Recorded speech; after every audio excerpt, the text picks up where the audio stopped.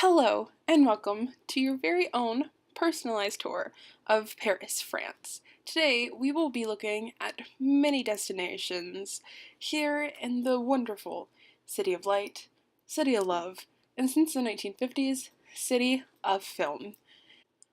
Please bear with me, guys, as this is my first day officially giving the tour of Paris, but that doesn't mean I haven't walked these streets many times before.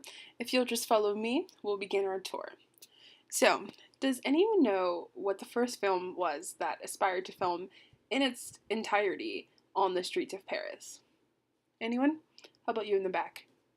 No, it wasn't that one. It was actually an American in Paris. Um, but it didn't actually happen due to budget, production issues, and film crew problems. But there was actually a part of the film that was filmed on location, and that would be the opening sequence. It features very popular places in Paris, like the Eiffel Tower, which we're actually headed to right now. So, as you can see right now, just the tip of the Eiffel Tower in the distance. It's actually huge. You can see the Eiffel Tower from so many places here in Paris. And the Eiffel Tower is actually the most paid monument for like people to visit. And in 2015, 6.91 million people actually went to the top of it. Um, the tower that you're seeing, and it's getting a lot larger as we're getting closer, is actually 1,063 feet tall. That's a little more than 300 meters if we're talking conversion. Um, it's just amazing. And when I first approached it, wasn't expecting it to be so big, but it's actually huge. And the Eiffel Tower sits on top of the Champ de Mars, and actually, this summer, the Champ de Mars was closed down due to the Euro Cup, which is kind of annoying when you're looking to go have a picnic out there, but it's fine. And the Eiffel Tower is named from the engineer Gustave Eiffel, whose company actually designed and built this tower that you're seeing now. So if you want a good picture, um, we'll come stand right here and we'll wait a couple minutes. Just there will be people out here trying to sell you Eiffel Towers and other little trinkets. So we'll watch your belongings just in case. We don't want to get anybody pickpocketed today. So the Eiffel Tower actually began its construction in 1887 and was completed 2 years later in 1889. Um, and ever since then, it's just really been seen as the symbol of Paris. In a lot of the films, especially in the 50s, Paris was featured, or the Eiffel Tower was featured as just the symbol of Paris. It's what you think about when you think of Paris. Like, if you've never been, that's like at least one of the places that's like at the top. The opening sequence of Funny Face actually brings them to the Eiffel Tower.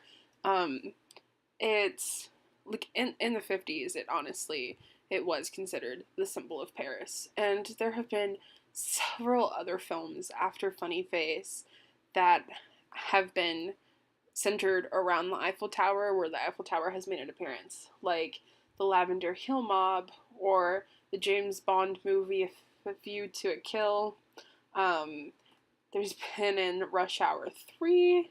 It's just so many movies you can see the Eiffel Tower. Even if it's not a central part, it's still there. It's a part of Paris.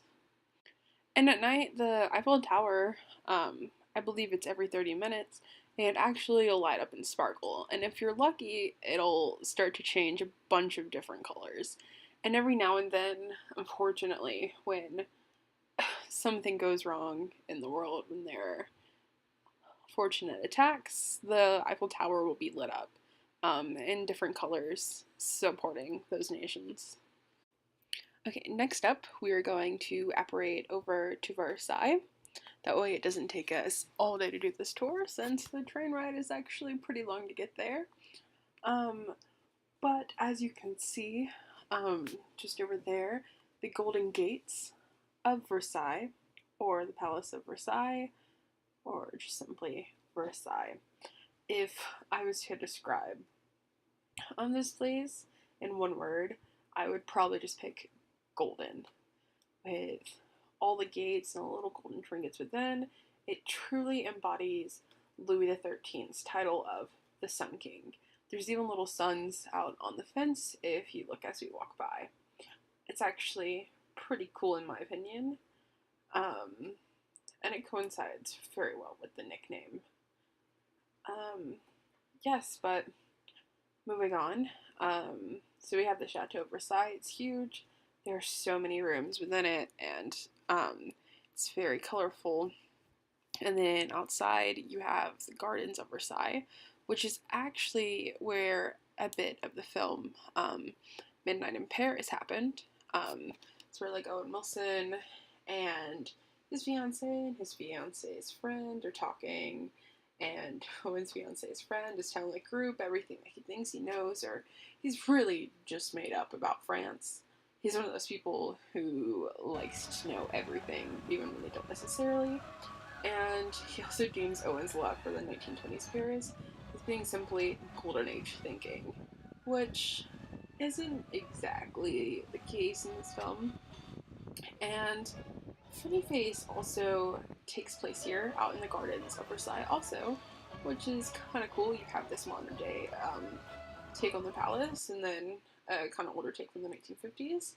And just outside of one of these fountains, Audrey Hepburn, or Jo as she's known in the film, has a photo shoot with her Prince Charming, who is this little white dove.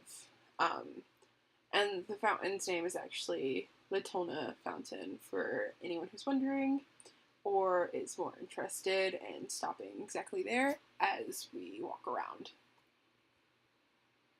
But if you take the time to walk around all of the gardens, they're actually amazing. There are lots of little garden areas that are kind of like themed throughout, and that are featured in other films outside of Funny Face and Midnight in Paris.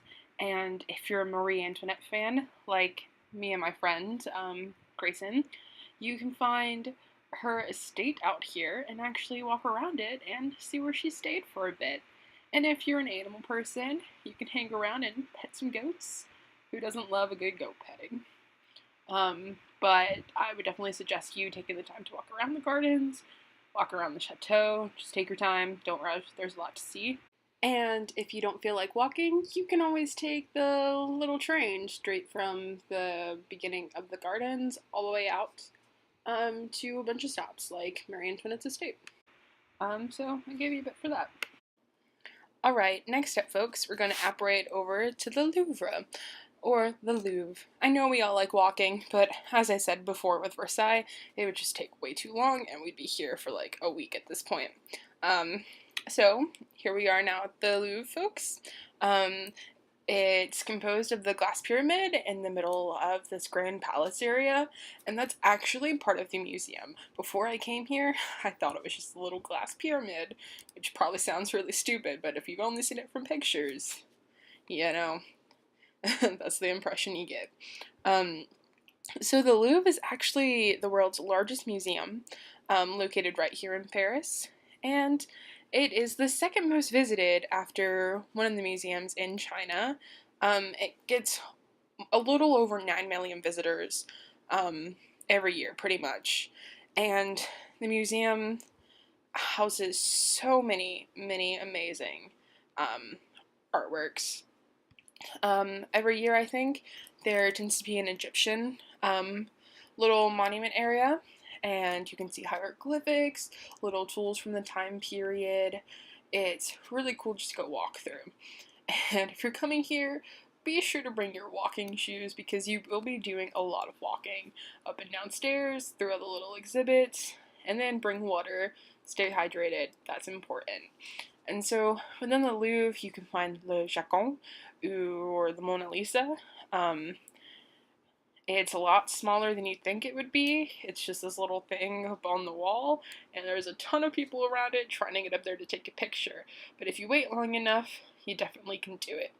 And Napoleon's apartment's also there. I would suggest walking through it. I didn't get a chance to while I was there. I was way too tired, and I was already on the other side. But don't be afraid to take a break, sit on the floor. You might be pointed out as an American, because apparently that's something Americans like to do. But hey, what are you gonna do? And so the Louvre, it's really like stepping into a film when you walk into it. Portions of it's in the film Funny Face. The Daru staircase, I believe that's how you say it. It's right there in front of the winged Victory of the Samothrace statue. Um, if you walk by, you'll see like a ton of tourists taking pictures in front of it, recreating that pose. It's really funny just to watch. Sorry, excuse me. And yeah, it's amazing. I would suggest taking a day, maybe a couple days to go back just to see all of it. That way you don't get super tired and like not able to take in all of the art. But it's a really neat place. It's a really cool museum to be at and walk through. So with that, let's say our goodbyes to each other. Thank you guys for paying attention and being good listeners, and I hope to see you again and that you enjoy the city.